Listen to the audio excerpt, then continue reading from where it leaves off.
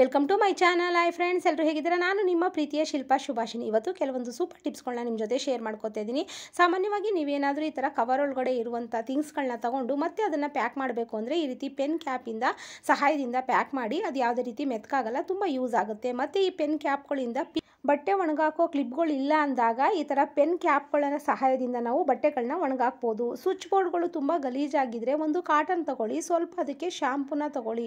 ಇದನ್ನು ಸ್ವಲ್ಪ ಶ್ಯಾಂಪೂನ ಹಾಕ್ಕೊಂಡು ಕಾಟನ್ನೆಲ್ಲ ಫುಲ್ ಕವರ್ ಮಾಡಿಕೊಂಡು ಸ್ವಿಚ್ ಬೋರ್ಡ್ಗಳನ್ನ ಕ್ಲೀನ್ ಮಾಡೋದ್ರಿಂದ ಎಷ್ಟೇ ಹಳೆ ಕರೆಗಳಿದ್ರೂ ಕೂಡ ಸ್ವಿಚ್ ಬೋರ್ಡ್ಗಳು ತುಂಬ ಚೆನ್ನಾಗಿ ನೀಟಾಗಿ ಕ್ಲೀನ್ ಆಗುತ್ತೆ. ಈ ವಿಡಿಯೋಸ್ನ ಎಂಡಿಂಗ್ವರೆಗೂ ನೋಡಿ ಅಂತ ಕೇಳ್ಕೊತೀನಿ. ಈ ವಿಡಿಯೋ ಇಷ್ಟ ಆಗಿದ್ರೆ ಲೈಕ್ ಕೊಡೋದು ಮರಿಬೇಡಿ ಫ್ರೆಂಡ್ಸ್. ಸಾಮಾನ್ಯವಾಗಿ ನಿಮ್ಮ ಮನೆಗಳಲ್ಲಿ ನೀವು ಮಂಗಳಾರತಿಯನ್ನು ಮಾಡ್ತಿರಲ್ವ, ಅವಾಗ ತುಂಬ ಗಲೀಜಾಗುತ್ತೆ. ಅದು ಅಂಥ ಟೈಮಲ್ಲಿ ನೀವು ಮನೆಯಲ್ಲಿ ಸ್ವಲ್ಪ ರಂಗೋಲಿ ಅಥವಾ ಮರಳಿದ್ರೆ ಅದನ್ನು ಹಾಕ್ಬಿಟ್ಟು ಅದ್ರ ಮೇಲೆ ಕರ್ಪೂರನ ಹಸಿ ನಾವು ಕಸೋದ್ರಿಂದ ಅದು ಯಾವುದೇ ರೀತಿ ಮಂಗಳಾರತಿ ಮಾಡೋ ಅಂಥದ್ದು ನೀಟಾಗಿರುತ್ತೆ, ಗಲೀಜಾಗಿರಲ್ಲ. ನೋಡಿ ತೋರಿಸ್ತಾ ಇದ್ದೀನಲ್ಲ ನಾನು, ಅದೇ ರೀತಿ ಆ ಪ್ರೊಸೀಜರಲ್ಲೇ ನೀವು ಮಾಡಿದ್ರೆ ನೋಡಿ ಇವಾಗೆಲ್ಲ ಆರೋಗಿದೆ.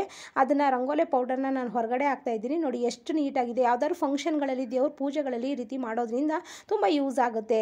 ನೆಕ್ಸ್ಟ್ ಟಿಪ್ಸ್ ಯಾವುದಪ್ಪ ಅಂದರೆ ಸಾಮಾನ್ಯವಾಗಿ ವೇಸ್ಟ್ ಬಾಟಲ್ಗಳು ಮನೇಲಿ ಇದ್ದೇ ಇರುತ್ತೆ ಅಲ್ವಾ.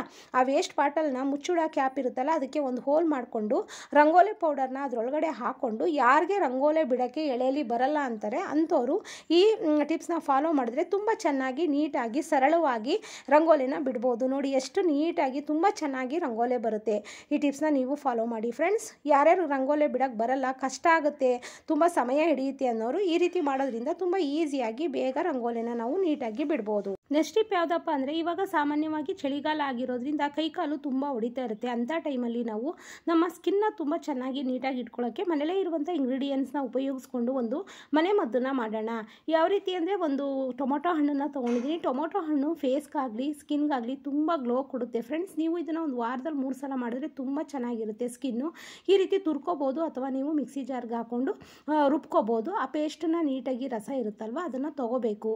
ಈ ವಿಡಿಯೋ ಇಷ್ಟ ಆಗಿದ್ರೆ ಲೈಕ್ ಕೊಡಿ ಫ್ರೆಂಡ್ಸ್. ಯಾರ್ಯಾರು ನಮ್ಮ ಚಾನಲ್ನ ಸಬ್ಸ್ಕ್ರೈಬ್ ಮಾಡ್ಕೊಂಡಿಲ್ಲ ಪ್ಲೀಸ್ ರಿಕ್ವೆಸ್ಟ್ ಮಾಡ್ಕೊತಾ ಇದ್ದೀನಿ, ನನ್ನ ಚಾನಲ್ನ ಸಬ್ಸ್ಕ್ರೈಬ್ ಮಾಡಿಕೊಂಡು ನನಗೆ ಸಪೋರ್ಟ್ ಮಾಡಿ ಅಂತ ಕೇಳ್ಕೊತೀನಿ. ಹಾಗೆ ನಿಮ್ಮ ಫ್ರೆಂಡ್ಸು ಫ್ಯಾಮಿಲಿಗೆ ಶೇರ್ ಮಾಡಿ, ಕಮೆಂಟ್ಸಲ್ಲಿ ಹೇಗಿತ್ತು ಅಂತ ತಿಳಿಸಿ.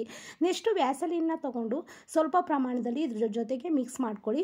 ಮಿಕ್ಸ್ ಮಾಡಿಕೊಂಡು ನಿಮ್ಮ ಹ್ಯಾಂಡ್ಸ್ಗಾಗಿರ್ಬೋದು ಮತ್ತು ನಿಮ್ಮ ಕಾಲುಗಳು ಒಡೆದಿರುತ್ತಲ್ಲ ನೋಡಿ ಆ ಭಾಗಕ್ಕೆ ನೈಟು ಇದನ್ನು ಪೇಸ್ಟ್ನ ನೀಟಾಗಿ ಹಾಕ್ಬಿಟ್ಟು ಅದನ್ನು ಸಾಕ್ಸಾಗಿ ಕ್ಲೋಸ್ ಮಾಡಿಕೊಂಡು ಮನೆಗೆ ಬೆಳಗ್ಗೆ ಎದ್ದು ಸ್ವಲ್ಪ ಉಗುರು ಬೆಚ್ಚ ನೀರಲ್ಲಿ ವಾಶ್ ಮಾಡಿದ್ರೆ ತುಂಬ ನೀಟಾಗಿ ಆಗುತ್ತೆ. ಅದೇ ರೀತಿ ನಿಮ್ಮ ಫೇಸ್ಗೂ ಕೂಡ ಅಪ್ಲೈ ಮಾಡ್ಬೋದು. ಈ ವಿಡಿಯೋ ಇಷ್ಟ ಆಗಿದ್ರೆ ಲೈಕ್ ಕೊಡೋದು ಮರಿಬೇಡಿ friends. Thank you so much.